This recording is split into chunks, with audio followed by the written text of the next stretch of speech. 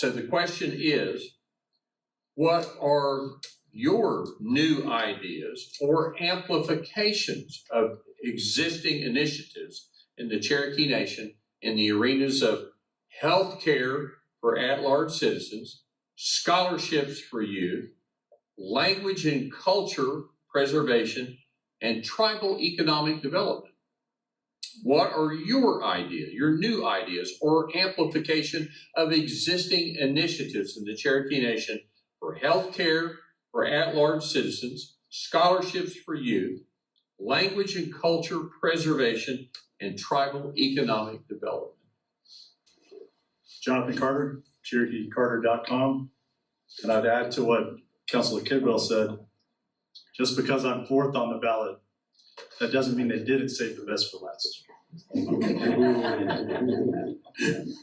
The new ideas, I think healthcare, I think we're all kind of getting along the way of understanding exactly what we need to do for healthcare. You know, telehealth. Okay. Medicaid and Medicare reimbursement. So funding gets cut, and then our senior citizens and elders cannot afford to have Medicare and Medicare cover the prescription costs. Cherokee Nation has to have Medicaid and Medicare reimbursement. Scholarships. I really did enjoy hearing what Councilor Kidwell had to say about the trades as a 10-year Army veteran that has been an iron worker for the military. I think trades are definitely an underserved and underrepresented area in our higher education field. So that definitely would be good. But I do believe, given the $40 million worth of scholarships that were given to at-large citizens over the last few years, that there needs to be a follow-up program.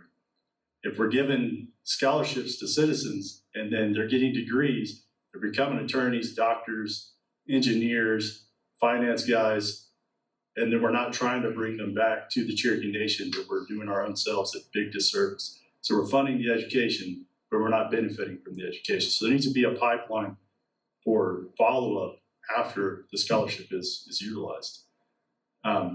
Economic development. I think in the realm of economic development, I believe that a sovereign wealth fund would be probably the biggest new idea. There's a few First Nation groups in Canada and some Native peoples in Alaska, that have done sovereign wealth funds. And I do believe it's something that we here at the Cherokee Nation need to engage in. We do have access to a large amount of wealth. It's not large in terms of United States level, but the Cherokee Nation actually brings in more revenue in its businesses than many small developing nations. And there literally is no reason why we shouldn't be engaging in the type of investment that could ensure that we have the funding to engage in continued scholarships, Medicaid and Medicare reimbursement. Otherwise, as I've already beat that horse, we risk losing those programs. Language development.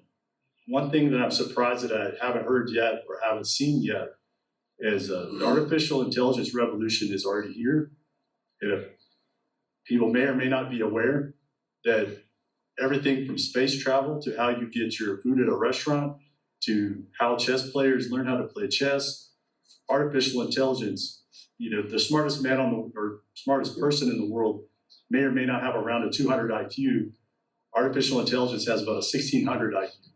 So if there is a way to figure out how to teach more people how to speak the Cherokee language, artificial intelligence will tell us how to do it and will give us that opportunity.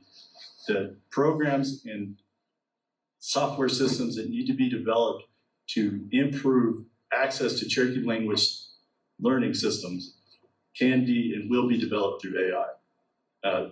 There will be almost no other way going forward to do that. I do believe that this probably goes back to the economic development point, that investment in artificial intelligence systems has to be a primary focus of the Cherokee Nation. Otherwise, we literally will be left behind.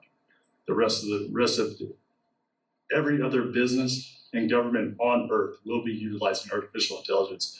And you may or may not know the difference, but I have an average IQ.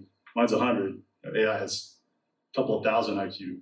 I think we need to be utilizing that and leveraging that so that we can teach Cherokee Nation citizens our language and understand how to maintain it. But thank you.